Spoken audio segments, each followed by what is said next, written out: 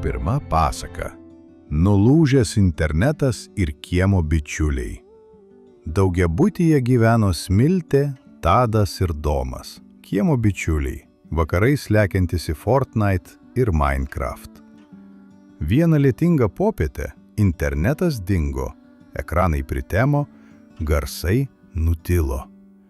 Nu ir ką, GG, suburbėjo Domas. Darom tikrą nuotykį, nusišypsojo Smiltė. Kiemas laukia, mūsų party. Startinam gerų darbų questą, linktelėjo Tadas. Kiemas buvo tylus, kaip apleistas Spawn. Linguojančios supynės, blizgantis šlapias smėlis, po suolų užmirštas kamuolys. Pirmas iššūkis – kartono dėžės prie lifto, tarė Tadas. Domas su Tadu nešė. Smiltė priklijavo užrašą. Kiemas ne šiukšlynas. Ačiū. Tuo metu pasirodė močiutė Ona su 2 sunkiais vandens buteliais. Padedam? Šūktelėjo vaikai. Po minutės buteliai stovėjo virtuvėje prie šnypščiančio arbatinuko, o močiutė ištiesė sausainių lėkštelę. Jūs, mano herojai, vėl pakrapnojo. Suoliukas permirkęs, pastebėjo Smiltė. Perstumkim po stogeliu. Jie paspyrė suoliuką, sustatė dviratukus, kad nesulytų sėdynės ir prikabino lapelį. Rytoj tvarkymosi diena, visi kviečiami. Grįžę namo rado vėl veikiant internetą, bet prie pultelių neskubėjo. Keista, tarė Tadas. Kieme buvo smagiau nei Wint ekrane. Gal čia mūsų naujas co-op be lagų, mirktelėjo Smiltė. Kitą dieną mokykloje jie pakabino geri darbai plakatą su lipdukais, pakeltą pirštinę, pataisytą knygų lentyną, padrasinantis žodis, surastas pieštukas. Net drovusis Benas priklijavo 2. Parodžiau kelią naujokui ir paskolinau trintuką. Vakarop kieme susirinko visi. Tėčiai atnešė teptukų, mamos arbatą termosuose, vaikai pilnas kišenės entuziazmo. Suoliukas nusidažė šilta spalva, šiukšliadėžės gavo aiškius lipdukus, smėlio dėžė, naują kastuvėlį ir formelių. Kai saulė prasklaidė debesis, kiemas atrodė lyg naujas serveris po atnaujinimo. Kai saulė prasklaidė debesis, kiemas atrodė lyg naujas serveris po atnaujinimo. Žinot, tyliai prabilo Domas, kai padedi, širdyje sumažėja lagas. Ir pingas tarp žmonių mažas, nusijuokė Tadas. Tai ir yra mūsų tikras žaidimas, sužibėjo Smiltės akis. Jie sutarė kas savaitę daryti co-op. Kartais suoliuko dažymas, kartais knygų mainai, o kartais tiesiog pasivaikščiojimas po lietų. Pamoka. Tikras žaidimas prasideda, kai įsijungia širdis. Tada draugystės ryšys tvirtas, net be Wi-Fi.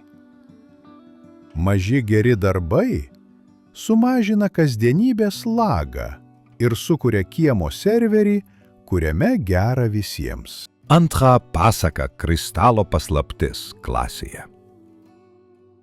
Mokytoja Rasa ant stalo padėjo violetinį kristalą, švelniai blizgantį kaip pasaka. Šiandien kantrybė ir komanda, tarė ji. Ar čia Enderio kiaušinis? Sušnabždėjo Mantas. Neliesti iškart, pirma planas, tada darbas, nusišypsojo mokytoja.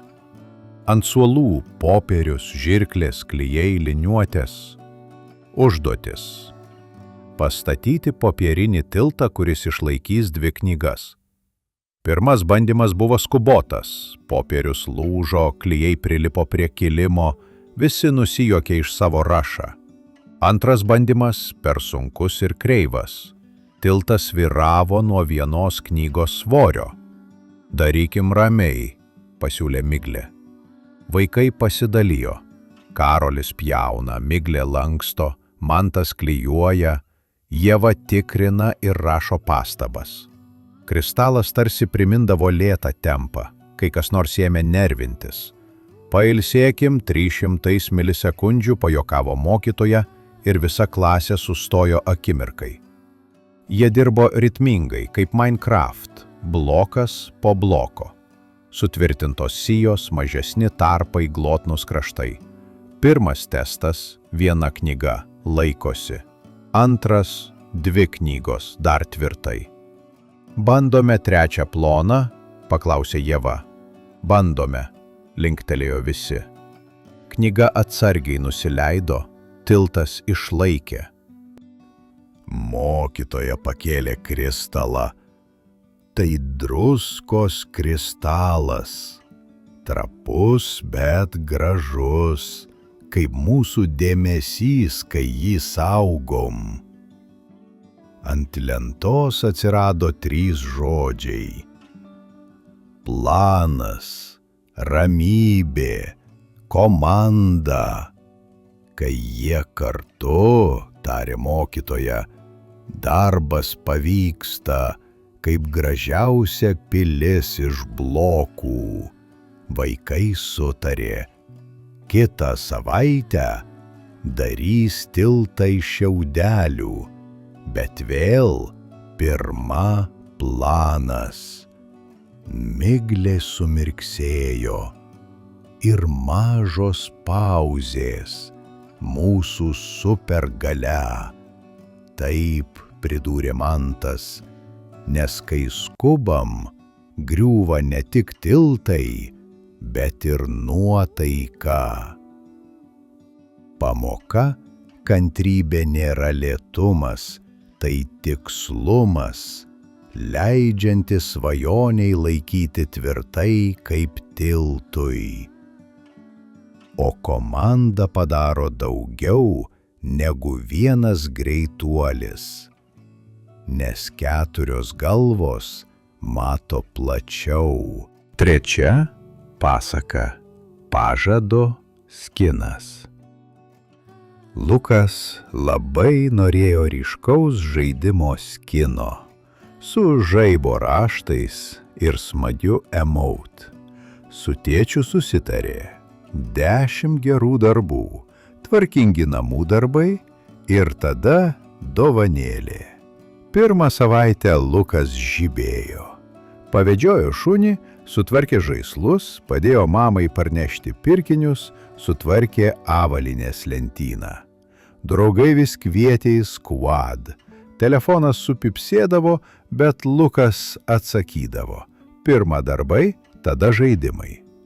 Vieną vakarą sesė išbarstė karoliukus ant kilimo. Lukas sustojo tarpduryje. Padėti ar skubėti į match? Atsiklaupė ir kantriai viską surinko, surūšiavo spalvas, lyg dėliodamas Minecraft mozaiką. Ačiū, Lukai, sušnabždėjo sesė ir apsikabino. Kitą dieną berniukas su klasioku pasidalijo pieštukais, o per pertrauką nuramino susipykusius 2 draugus. Giliai įkvėpkim, suskaičiuokim iki 5. Vakarais jis ramiai ruošė matematiką.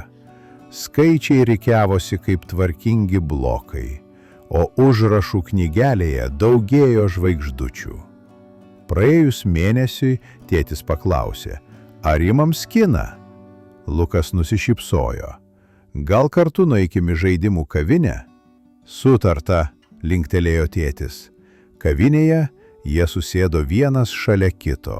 Draugiškas turnyras, šiltas kakavos kvapas, lengvas jauduliukas prieš startą. Žaisdami dviese, jie laimėjo kelis raundus, pasikeitė patarimais, o tėtis sušuko, gražus klač, sūnau.